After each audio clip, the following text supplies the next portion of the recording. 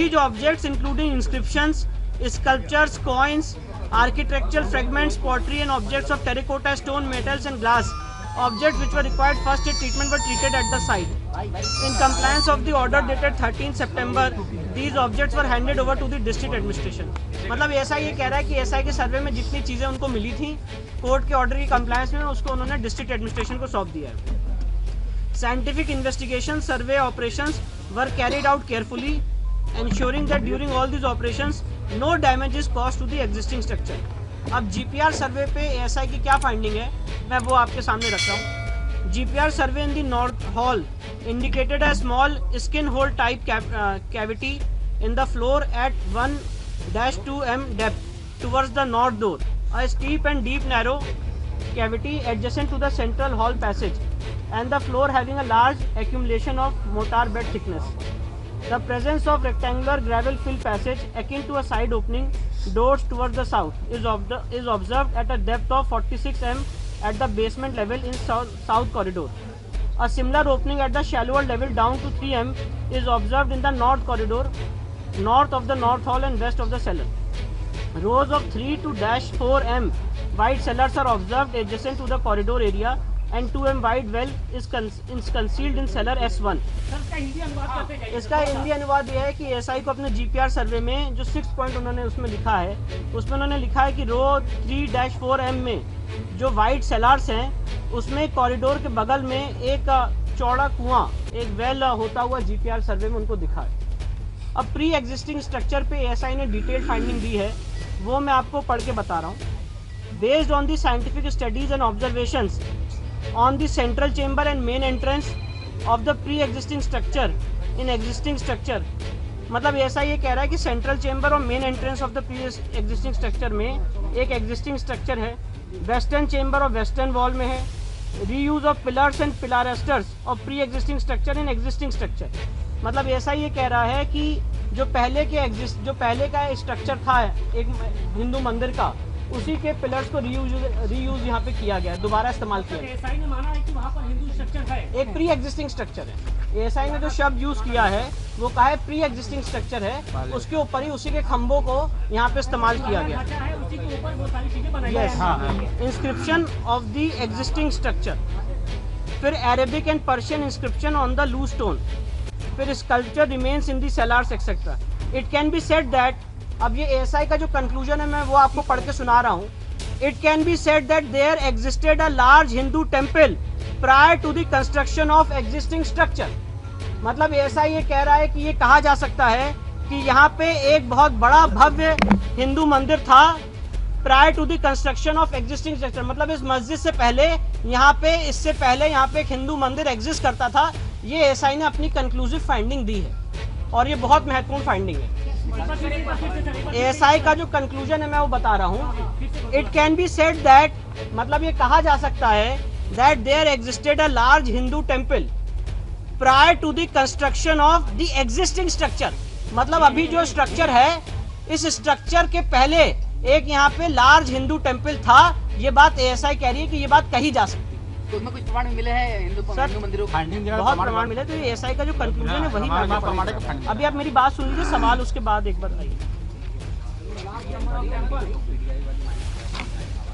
Large number, it can be said that there existed a large Hindu temple. Large Hindu temple.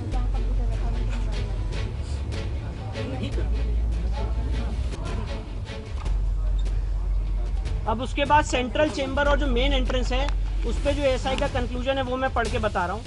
This temple has a big central chamber and at least one chamber to the north, south, east and west respectively.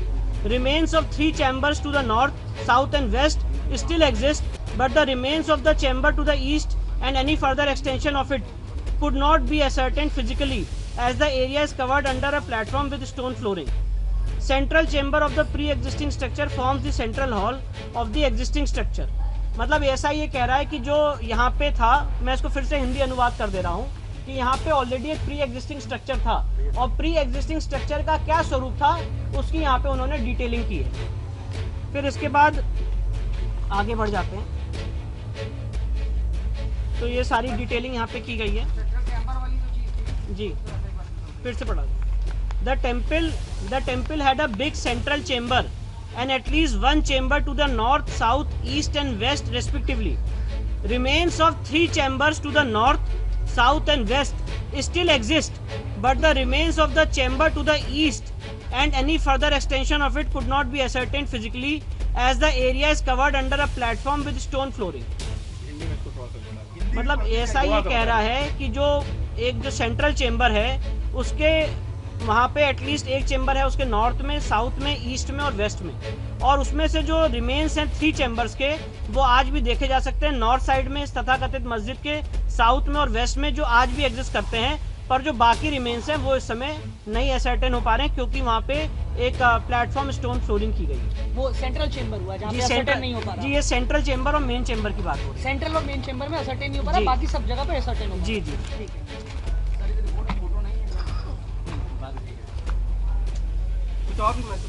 बता रहा हूँ। Main entrance to the central chamber of the temple was from the west, which was blocked by stone masonry. This entrance was decorated with carvings of animals and birds and ornamental torana.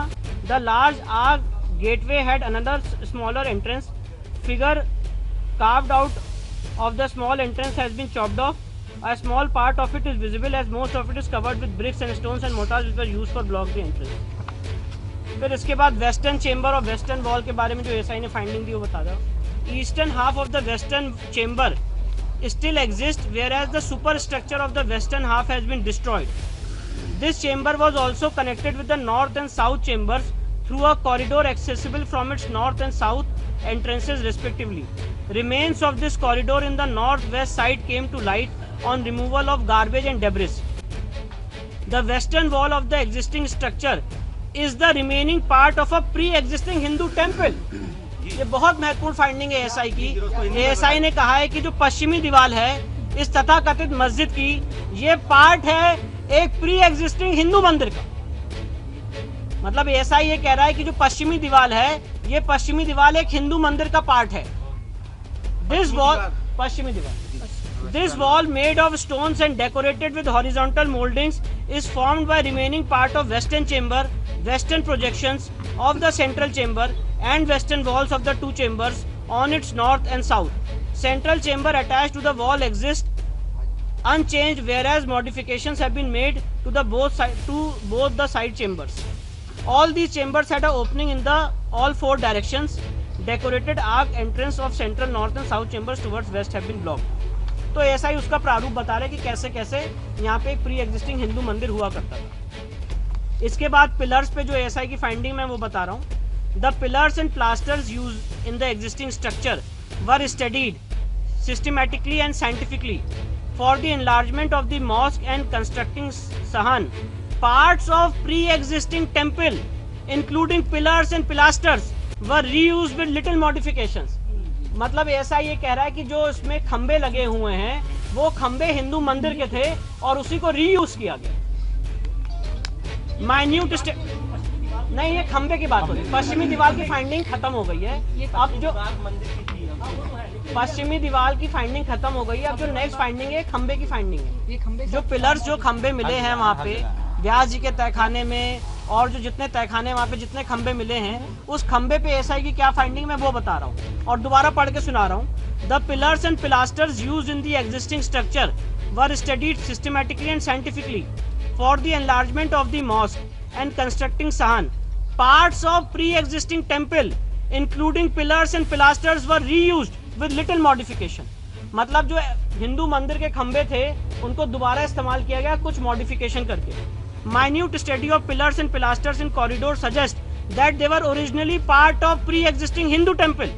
For their reuse in the existing structure, Vyala figures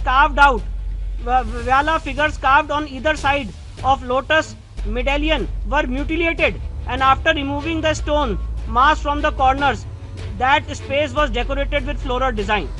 This observation is supported by 2 similar pilasters still existing on the north and southern wall of the western chamber in their original place. मतलब ऐसा ये कह रहा है कि उन pillars में जो क्राविंग्स थी उसको भी डिस्ट्रॉय किया गया है और उसी को एक हिंदू मंदिर के जो खंबे थे उसको दोबारा रीयूज किया गया है। अब इसके बाद आगे की फाइंडिंग पे आ रहे हैं। एएसआई ने जो फाइंडिंग दी है इंस्क्रिप्शन पे, एक वहाँ पे इंस्क्रिप्शन मिला था, उस पे एएसआई की जो फाइंडिंग है वो बता रहा हूँ। During this survey a number of inscriptions were noticed on the existing and pre existing structure. A total of 34 inscriptions were recorded during the present survey and 32 stampages were taken. These are in fact inscriptions on the stone of pre-existing Hindu temple which have been reused during the construction repair of the existing structure. मतलब ऐसा ये कह रहा है कि वहाँ पे जो इंस्क्रिप्शंस मिले हैं उसमें से 32 ऐसी जगहें हैं और टोटल 34 ऐसे इंस्क्रिप्शन हैं जो प्री एग्जिस्टिंग हिंदू टेम्पल के थे। They include inscriptions in the Devanagari, Grantha, Telugu and Kannada scripts. Reuse of earlier inscriptions in the structure suggests that the earlier structure were destroyed and their parts were reused in the construction repair of the existing structure. मतलब जो पहले हिंदू मंदिर था उसी के inscriptions को use करके इस्तेमाल करके ये तथाकथित मस्जिद बनाने का काम किया गया। इसमें जो इंस्क्रिप्शंस मिले हैं ये देवनागरी, ग्रंथा, तेलुगु और कन्नड़ स्क्रिप्ट्स के मिले। 3 names of deities, Devanagari, Grantha, Telugu and Kannada. 3 names of Grantha, 3 names of deities such as Janardana, Rudra and Umeshwara are found in these inscriptions. ये जो इंस्क्रिप्शंस है इसमें देवताओं के 3 नाम आज भी इंगित होते हुए दिखते हैं। कौन कौन सा नाम है? जनार्दन, जनार्दना, रुद्र और उमेश्वरा।